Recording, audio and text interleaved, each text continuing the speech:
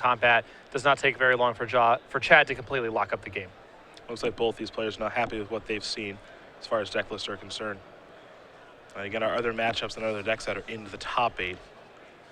We have 1 versus 8, Corey Baumeister against Zan Saeed. That'll be our backup match if we have time to jump that way. Corey playing Green-White Devotion, Zan playing Naya mid-range. We've got Brian Lee, number 3 overall seed, playing Mono Red against Daniel Cassetti, playing Green-White Aggro. And then Ralph Patesh, number 7 overall seed, playing against Ryan Krasinski, who's playing Mono Red. So 2 Mono Reds, 2 Green-White Devotions, 2 Abzan Aggros, an Abzan Whip, and a Naya mid-range. But Boswell, definitely the story of day 2 at least, came in undefeated, was the second to last player to take their first loss, and that was the only loss he took. One could argue the story at day 1, even though we didn't see him very much. He's undefeated. And 2 of our players who were undefeated this weekend, Boswell and Krasinski, after day 1, they made the top 8. That's tough to do because you put a lot of pressure on yourself then. Yeah, and even though, 9-0 is a great start, you're still looking at a 4-2 performance that's required to make the top 8. So even those really, really good starts don't guarantee anything. And in Royce Walter, our last undefeated player who gave Boswell his first loss, not in the top 8. Yeah.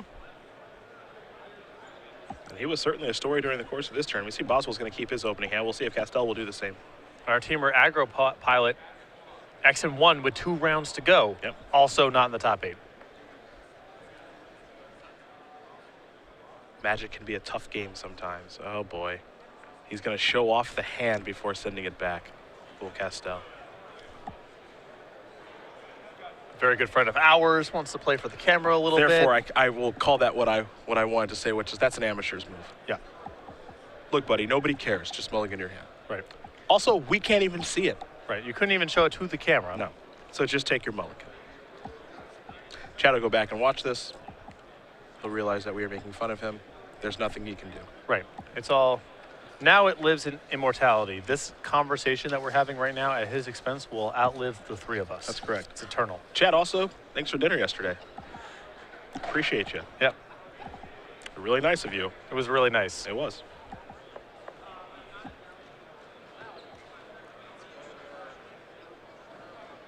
But mulliganing in this matchup, not really the end of the world for Chad because he's trying to essentially trump what Andrew's up to.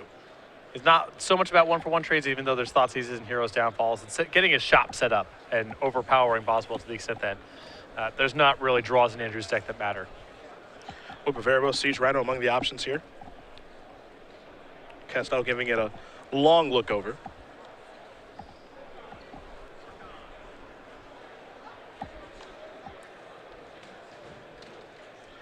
There's at least 1 land there in Sansep Citadel. Looks like he has a Courser perhaps too. Of Erebos. It looks like a bit of a clunker, and I believe there is only 1 land in that hand. You do draw a card every turn, as they say. He'll start with the Sansep Citadel. He's going to risk it. And we are underway here in the quarterfinals of Grand Prix Miami. You saw Boswell start off with the Windswept Teeth. We'll see what the second land will be. And the first draw for Chad, Land of War Wastes. Mana Confluence. And now Fleece Mane Lion. So Boswell does have a 2-mana play. Of course, he does play Fleece Mane Lion and Rakshasa Death Dealer. So not too surprising to see him have one. He'll search up a Plains there with the Windswept Teeth. Joined with the Mana Confluence will allow him to play the 3/3 for 2 mana.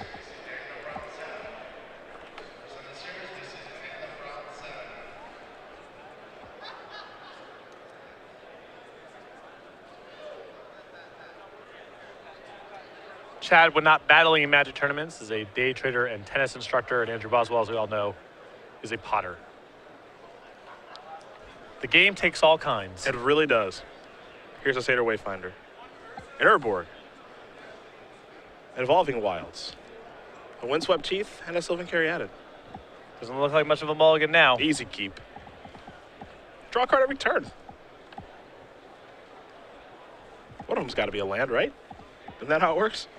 It's one of those likely so much of my hand is spells that it's one of those implied keeps that we like to talk about. It's basically keeping a 9-card hand. Right, because you have 2 draw steps. You've already mulliganed. So how do you mulligan 9 cards at that point? Seder Wayfinder is guaranteed to find a land, so that's a 10-card hand. Right. So I don't know what he's thinking about. The cards in your graveyard further discount your delve spells. Yeah. So that unlocks a card in your hand that would have otherwise been dead. So that's 11? Now we're up to 11. Oof.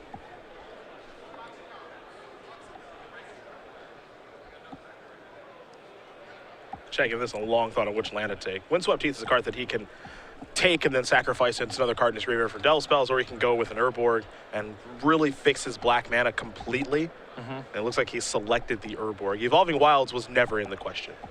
There's also just an issue of, total points of damage too. 1 damage is not a huge deal, probably doesn't influence Chad's decision very much, but the more that he can preserve his life total, the better. So all other things being equal, the Urborg, a slightly more attractive card.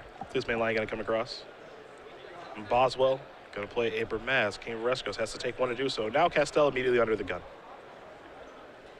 But as we know, he kept a hand stocked with spells, and Bermaz is a bit on the slow side. Hero's Downfall will take care of Bermaz. Satyr Wayfinder going to come to the red zone. Means it has no interest in blocking, and we will go back Boswell's way. Boswell will untap those 4 permanents, and he'll take a draw step. And even though Chad's the control deck in this matchup, don't discount these points of damage. Boswell deals a lot of damage to himself, and Chad has Siege Rhino, which triggers, and he has Whip of Erebos, which brings things back with haste. So little points of damage here and there can add up. Fleece main line going to come in, cast that down to 14.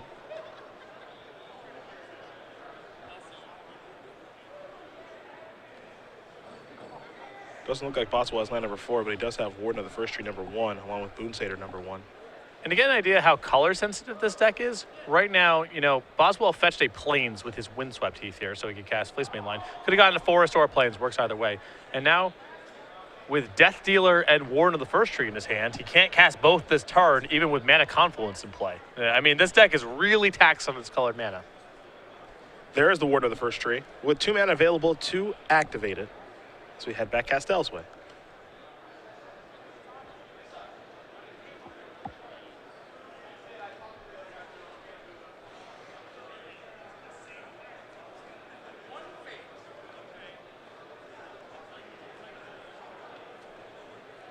Three mana. Maybe time for a Courser? Yep. Take a look at the top card, Hornet Queen. If we ever get to that point, it'll be hard for Boswell to win. Yeah, that's one of those. Boswell has played this deck in the past with something like Bioblade in it. Now that locks up the ground basically forever. Yeah. He can go all the way to the top rope with Warden. That's a plan to get around it, and Siege Rhino triggers. But we're not talking about a lot of outs. Boswell did draw land for the turn. You can see his hand. Tassiger, Hero's Downfall, Boon Satyr, Rashasha Death Dealer, and the freshly minted Mana Confluence.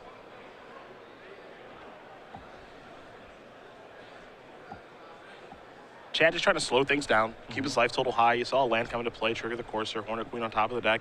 That's where he's trying to get to. That 7 mana threat, if he can get there, life is great. But he's got to get there. And Boswell's goal is to never let him do that. Here are the attacks.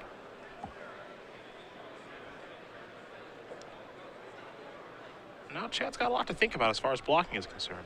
But it looks like Courser's going to jump in front of Fleece main line. Or perhaps the Warden. He wants to get a better look. Probably hasn't played against this one too much today. Boswell, a huge fan of this card. Many are not. I'm a little surprised to see Chad not offer up a double block here. The worst case scenario is that he uses a removal spell on your Courser, and then you're down your Wayfinder. I suppose the risk of Abzan Charm is very high in that spot on a double block. So the reason I see him not double blocking here is, okay, I can single block, and then my creature's going to live. And yes, you get to deploy something else post-combat. That's absolutely true. But if I double block, it encourages you to want to kill the Courser with a removal spell. And at that point, Chad might be thinking, if I just single block, I get to keep my Courser, unless he has the one Abzan Charm in his deck, and I'd rather have my Courser because I need more lands to get to Hornet Queen. Sure. I guess if Hornet Queen's the top card, he can't really risk it, or at least it's very dangerous. Tassiger on top now. That land will bring Kastel up to 12 so long as he does remember his trigger, which he does.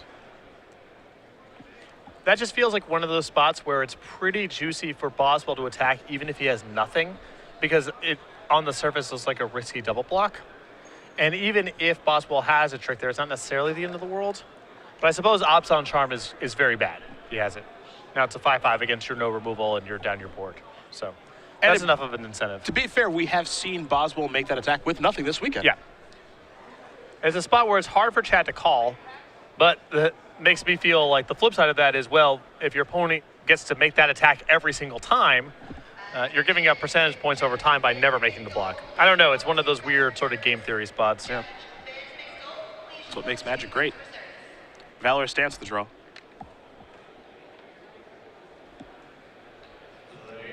So Boswell's got a lot to consider now. Siege Rhino came down for Kastel. He's up to 15. Boswell's down to 12. We talked about how Boswell deals himself a lot of points of damage. 2 mana Confluence. Well, that'll certainly add up.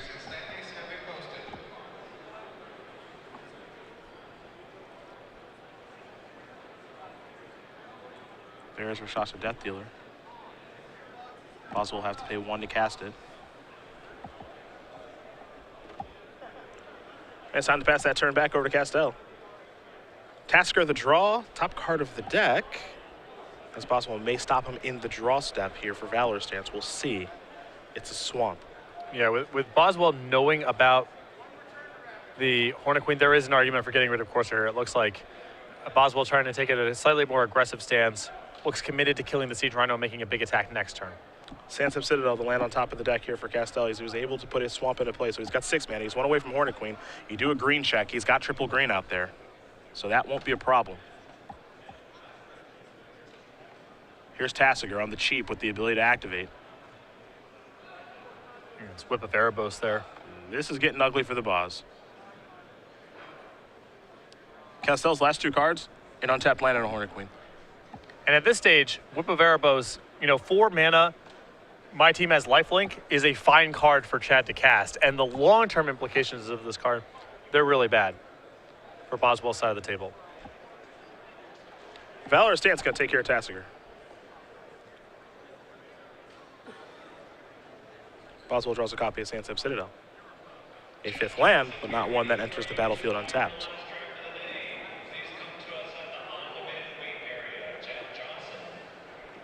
Boswell considering playing the land. Going to slow up a little bit, but he's also given away that he has one now. Yep.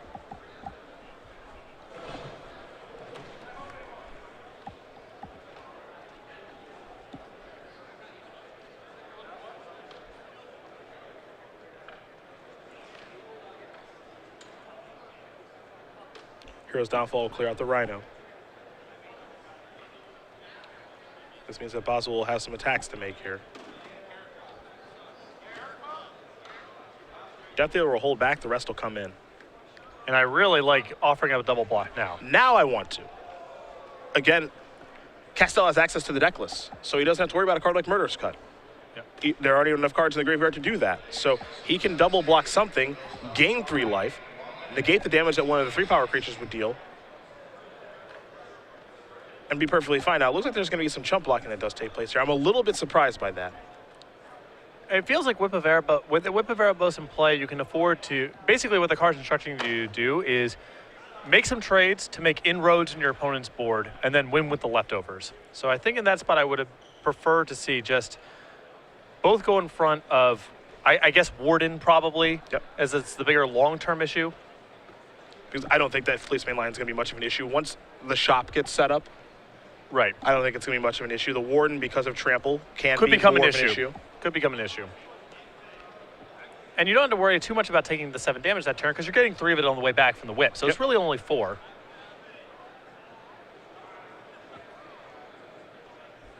It's Hornet Queen time.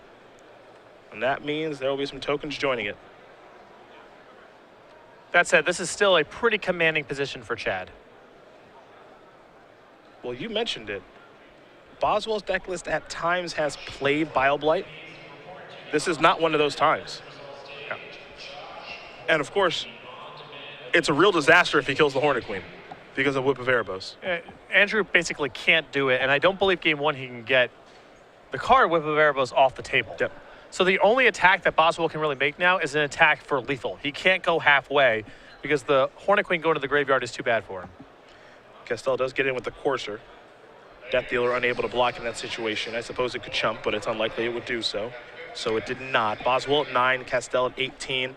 And Kastel is certainly in the driver's seat right now. Whip of Erebos and Hornet Queen in play along with Courser. Now, a swing card for Boswell in this matchup, and something we haven't mentioned yet, the card he just drew is Anafensa. If Anafensa comes into play preemptively, it shuts down a lot of this Whip of Erebos shenanigans. Also, he can play it now and at least prevent the Hornet Queen from being engaged in combat, but the Hornets themselves are still very hard for him to attack through right now. So Anafenza as a turn 3 play, quite potent. Once we get to this stage, it's not quite as good. And yeah, I think he's just tapping. Yep. I mean, he knows that he can't get out from underneath the situation. Yep. It's too much to overcome, especially Corsair's not going to die, so it's going to continue to provide advantage. And Anafenza's late to the party, and he can't get by Hornet Queen. And it's something coming into this tournament that most people, you know, the metagame has obviously gone through shifts. We have seen this sort of strategy work before, but it's been away for a little while. Kastel has it again this weekend, and it's very potent in this matchup. We saw this deck kind of come up as a response to Abzan mid-range right after Pro Tour Konzatark here, because there was a time where Hornet Queen was just, pardon my pun, the bee's knees in the Abzan mirror match. Best thing going on, not an easy card to answer. Eventually the metagame cycled, and Hornet Queen was not as good as it once was. But in these kind of matches where there's no Bioblight and people are just trying to attack on the ground, it's still awesome. And as a result, Chad, even though he had some stumbles, takes game 1. Well, it's time to take a look at the sideboards here. So we will see exactly what Boswell and Kastel do have. And we will start with Boswell as he's on the play. We got 4 Thoughtseizes, 3 Nissas, 3 Drown and Sorrows, 2 Glare of Heresies, 2 Back Nature, and a single Murderous Cut. So we've seen Boswell bring in the Thoughtseizes and Nissas pretty consistently whenever he's been in some sort of control matchup. I expect that to happen here as well. I think the one Murderous Cut is fine. It's just an additional answer to Siege Rhinos, and I think he needs to bring in something to answer Whip of Erebos. Back to Nature is a little bit on the narrow side. He may want it here. It also answers Corsair Crewfix. The flip side is he can just try to bank on being aggressive with curve with Anafenza and ending the game before Whip of Erebos comes online, or making it too slow for Chad to activate, but it's possibly wants some answer there. Other side of things, 3 Master of the Unseen, 1 Thoughtseize, 1 Reclamation Sage, 3 Read the Bones, 3 Drown in Sorrow, 2 Glare of Heresy, and I think a big one here, 2 copies of Crux of Fate. Crux of Fate and Glare of Heresy are going to be excellent for Chad in this matchup, and it helps him, you know, kind of just hunker down, play the card advantage and card quality game, which he's very well suited to play. I think you could see Read the Bones coming as well if he thinks that Andrew is also slowing down his deck and trying to convert into more of a mid-range strategy. Read the Bones seems a little risky. It is. If Boswell is focused on curving out, it's not very good. But if he's slowing his deck down to try to go into these Thoughtseizes and Nissas, it becomes a lot more attractive. I can certainly see that. You know, if you predict that your opponent is going to slow down, then you can slow down with them and Read the Bones and get that advantage. But if you think he's going to speed up, or maybe try to go the same speed as he was, especially when he's on the play for game number 2, doesn't really want to try to play a longer game because he can't overcome a card like Hornet Queen, perhaps Read the Bones, stay home. Exactly. It's one of those things where if Boswell presented his same 60 and you knew that, I would not go near Read the Bones. I don't think it's that kind of matchup. But when you're playing against the sideboarded plan that Boswell has here, I think they become a little bit more attractive. And, you know, truthfully, I would be interested in Read the Bones if I'm Chad, maybe if I'm on the play. Yeah, that could be a swing card from player draw also. Like I said, I don't know what I would personally do even in the seat. I don't know what Chad's going to do. It's a card where if it came in, I would not be surprised, and if it's in the sideboard, I would also not be surprised. The Glare of Heresies and the Crux of Fates, though, those are going to be great here, and those are definitely coming in. This match will resume here once these players have figured out exactly how they do on a sideboard, as they're taking a look at each other's deck list so they can be as informed as possible. Again, Corey Baumeister, #1 overall seed, Brad Nelson's brother, with Green-White Devotion, is playing against Zan Saeed, playing Naya mid-range. That's our 1 versus 8. That's also our backup match, so if we have time to jump that way, we certainly will. What a story for Corey. Yeah, incredible. Being convinced to come out here by his brother, Brad, struggling in the trials a little bit, playing with no buys, went largely undefeated through the tournament, just took draws because that Green/White Devotion deck can be very, very slow. But now in the top 8, qualified for the Pro Tour, will be playing with his brother. Then we have Brian Lee, #3 overall seed, playing Mono Red against Daniel Cachetti, who is playing Green-White Devotion. Interesting matchup there. Lee being #3 overall seed, having the play there, it's got to be pretty nice. Yes, I think that's a big deal in that matchup. Nice story for Daniel, too, a friend of mine who I didn't even know was making a deep run this tournament. We had so many people to cover that some people kind of fell by the wayside, but he's someone who's worked some shows back when I was over at Stoneblade Entertainment. He worked, you know, PAX East and Gen Con on behalf of the company. Cool dude, one of the Madison players. Looks like he's basically got Sam's list. So, no surprise there. And then last but certainly not least, Ryan Grodzinski, a player who was 9-0 coming in to day number 2. One of our 4 undefeateds with Mono Red. He had to win his last match to make it into the top 8. He did. He beat Teamer Aggro. He's #2 overall seed. Now playing against Raul Patesh, who is playing Abzan Aggro as well. Patesh and Boswell are 2 Abzan Aggro players. Different lists, same idea. Mono red matchup seems tougher. Actually, both of them. I would want to be on the mono red side of the matchup. I don't think it's unwinnable for the obs on aggro side by any stretch, but I think the lands are just too much. I think if both decks had access to unlimited pain-free City of Brasses, the obs on aggro deck would just be much better. Pound for pound, it's a better deck. But the lands that comes into play, tap lands, all the mana confluences, it plays right into mono red's hands. It does hurt. 2 mono red decks making the top 8 here this weekend. 2 obs on aggro decks, 2 green white devotion. Anaya mid-range and an Obzon whip deck here from Chad Kastel as he does win game number 1 against Andrew Boswell. See both players deep in the tank on the sideboarding here. Siege Rhino decks very prevalent here on day number 2 of competition, and we've got 3 of them into the top 8.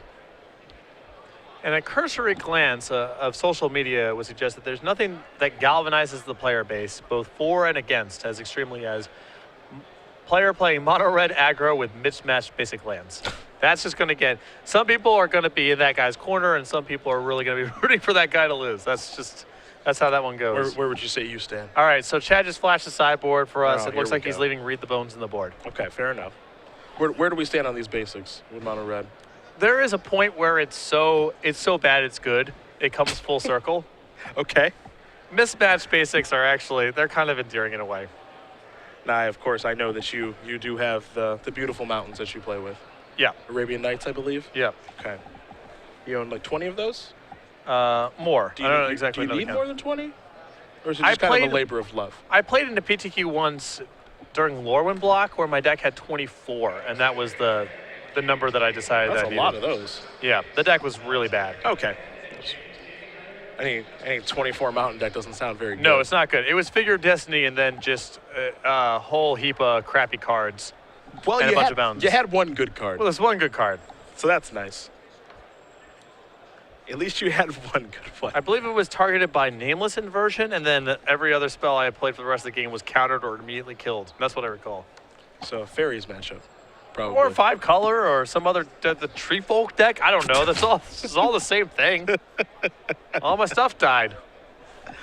Doran, you probably couldn't beat that card. That's probably pretty big. Difficult to beat for a red strategy. It's pretty tough, yeah. It's very important for me that my lands match. Yeah, I'm one of those people that are very compulsive about it because I'm worried, my opponent thought seizes me and then I draw a land the next turn. I can't remember which land they saw, and then they get this piece of information, and now all of a sudden I lose this game as a result of it. Well, Unless I'm on full-blown tilt and I just don't care. It's one or the other. Either it's, when I'm playing in structured tournament, it's very important that they all match, or I'm playing like a booster draft in a tournament. Who even cares? Sure. And my deck sucks. My lands are going to be mismatched. I don't even care anymore. There's some times where I've done it just to be liberating, just to remind myself that this doesn't really matter. As you mentioned, people on social media, they are very particular about this. Brian Kibler, I think of. In terms of what? Of mismatched lands. Yeah. It's a very important thing to him. He's got some stylistic choices. He does. Ralph Patesh, Ryan Grodzinski. That's obs on aggro against mono red aggro. They're going to game number 3 right now. That's our 2-7 matchup. Boswell going to take a look at his hand. He's going to send it back very quickly. Did not like what he saw. Yeah, it was a no-lander by the appearance. That's another one of those implied keeps. If you have no lands in your hand, hands all gas. You're probably going to just draw all lands. Right. The most likely draw step is a land, and your hand's loaded with action. Using this logic, you will never mulligan a hand for the rest of your life. That's correct. And if you don't like mulliganing, all you need to do is buy into this way of thinking. Implied 10-card hands. Top card has to be a land. Opponents playing with Thoughtseize, can't mulligan then. That's true. They trade 1 for 1, that's really bad. We got all our bases covered. Yeah. If you want to keep a bad hand, just keep listening to what we say. Right. Daniel Cachetti does win game number 1 of his match against Brian Lee, stabilizing at 1 life. So he is currently up a game. Boswell taking a look at his 6. That's a 1-lander. I think this is another stinker. It's one of those, no, not even an implied hand there. Only land is basic plains. Hand contains Nissa, so already kind of a mulligan, and then a bunch of 3-color spells.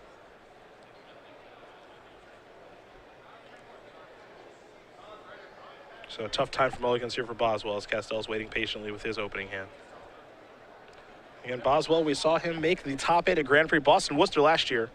A modern Grand Prix. He was playing Jund, lost in the finals to an Obzon strategy. Lingering Soul's a very popular card at that tournament. Boswell with his Jund deck that had Olivia Valderin in it made a deep run in that tournament. The Sugarloaf New York crew way ahead on the tech when it comes to modern Jund. Oh, yeah. Reed's lists always have some spice. Chandra Pyromaster was immediately adopted right when that thing came out. They've got it all figured out, man.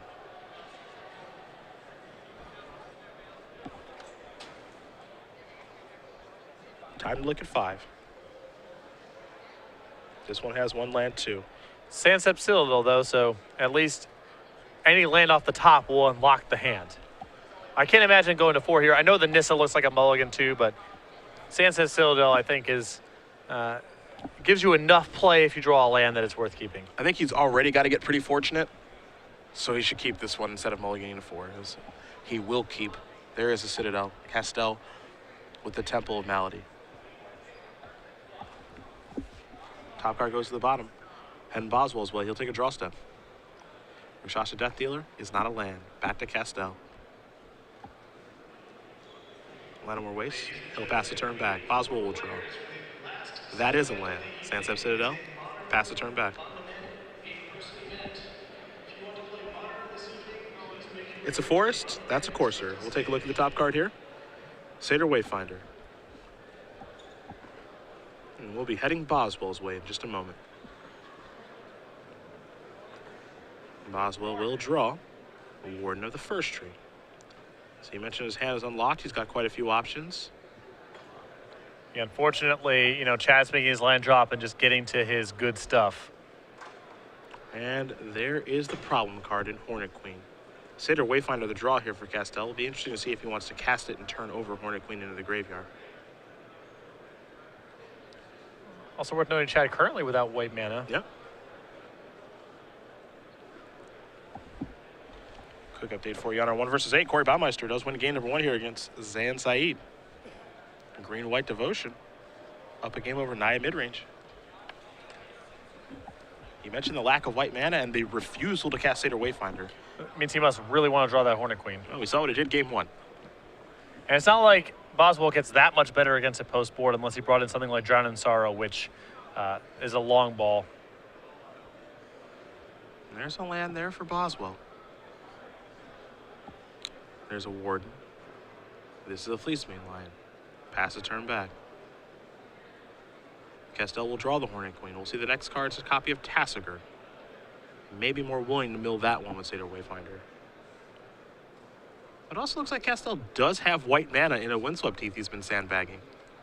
He's got a couple different options here. He can play kind of the removal game here and glare something and downfall something. He can also just go for a full reset right now with Crux of Fate and use the removal spells to buy the time to get to Hornet Queen. A lot of different ways to play this. Crux of Fate seems like it's mighty attractive here, especially when your opponent's mulligan to 5. One thing he can do here as well is if he has interest in drawing the Tassiger, he can actually use the Windswept Heath to tap for black mana, thanks to Urborg being in play, and actually cast his Crux of Fate. A lot of options here for Kastel. And he will play Crux of Fate. So he will reset things. Tassiger will return face down. That'll be the draw next turn. And we're going to go back Boswell's way. The Bos will draw.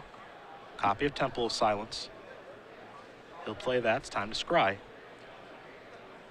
We'll see where the top card's going to go. As you can see, his hand of Fleecemane line, Hero's Downfall, and Nissa World Waker. Yeah, it's a really good position here for Chad to play, draw step to draw step with Boswell and just allow his more powerful individual cards and the threat of Hornet Queen to carry the day. There is Fleecemane line. Tassiger the draw here, of course, for Kastel. And this sets up a potentially very nice turn of something like a Satyr Wayfinder, Glare, and Tassiger could all be cast in the same turn. I've seen worse turns. He'll start by sacrificing Windswept Heath. There's the Plains.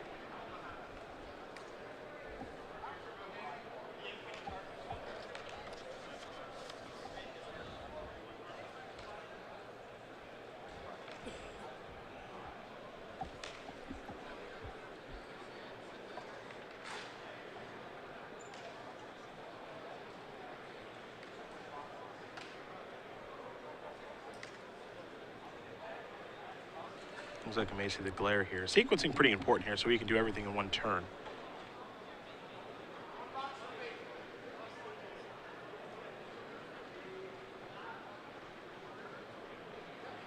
Here's the Wayfinder. Tassiger, Citadel, Crux, Rhino. Here is Tassiger. He'll remove quite a few cards here thanks to the delve. Make sure that his Tassiger activations will be good ones. He'll be left with a Tassiger and a Siege Rhino. Assuming that's the way that he wants to delve things away. Yeah, I mean, everything in the graveyard is reasonable. There's no obvious choices there to get to exile. I think that I would prefer to exile the Tassiger and maybe keep Glare, but it's pretty close. Kastel will play a land, and now he'll pass the turn back, so a perfect turn there. Uses all of his mana. We head back Boswell's way. Hero's Downfall. We'll take care of Tassiger. Boswell's hand right now, 2 copies of Nissa. Kastel will untap and draw. Commune with the gods. An attack for 1 here with the Wayfinder. We'll bring Boswell down to 16.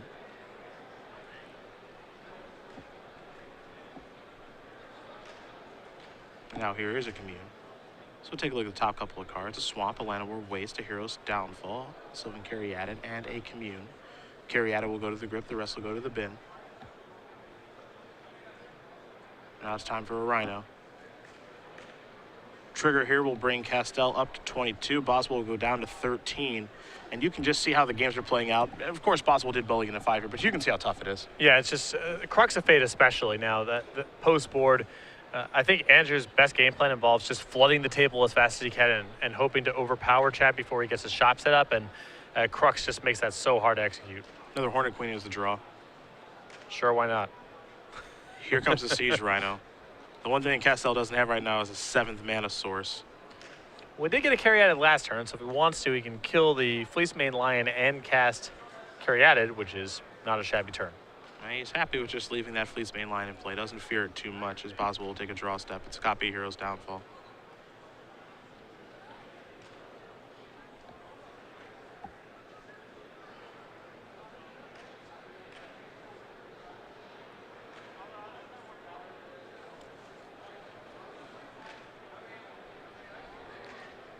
These Nissas that served Boswell so well through the Swiss rounds, not really so hot right now. Yeah.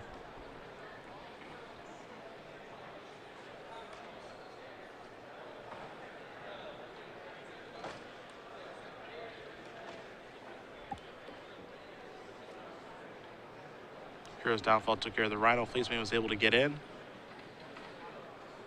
But much like game number 1, a Hornet Queen has shown up, and I think it's going to do Boswell in. And I believe Chad's draw this turn was also Whip of Erebos. So yeah, well, there you go. With Rhino in the graveyard, another Hornet Queen in hand, just such an overpowering position to be in. Valor Stance the draw here for Boswell. No targets. 2 Nissas gumming things up. A card that can be pretty good in this matchup situation depending, but not in the current situation we're in. Fleecemane Lion may be feeling a little frisky. Can't take it with you, so. That's fair. Boswell says, I'll pick a different spot for this Lion.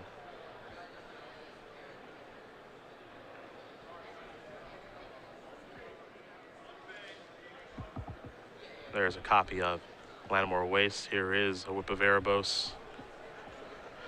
It'll be a whip activation to get back the Rhino. The trigger here will bring Boswell down to 5.